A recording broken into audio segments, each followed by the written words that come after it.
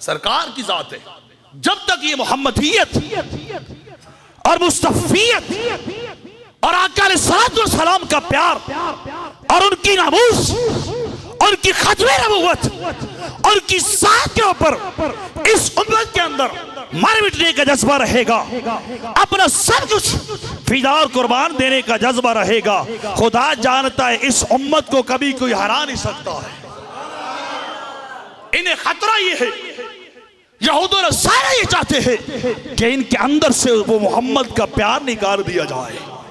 इकबाल ने कहा था कि ये फाका कश मौत से डरता नहीं है, ये फाका कश मौत से डरता नहीं है।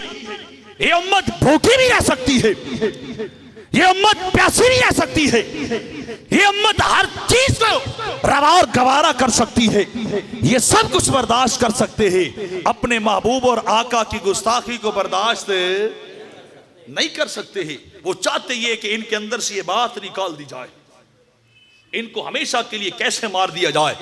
ये बजाय टांके फिरते हो, ये वजूद फिरते हो, लेकिन ये हिलने जुलने के काबिल न रहे। वो इस बात के ऊपर पहुंच चुके हैं, इस नतीजे पहुंच चुके, जब तक इनके अंदर इश्क मुस्तफा रहेगा। दर दिले माँ इश्क मुस्तफा अस्त। हमारे दिलों में इकबाल ने कहा था आबरूए माँ ज़िनाम मुस्तफा अस्त, कि हमारी सारी इज्जत और हमारी आबरू, हमारा सारा वकार किससे? ज़िनाम मुस्तफा।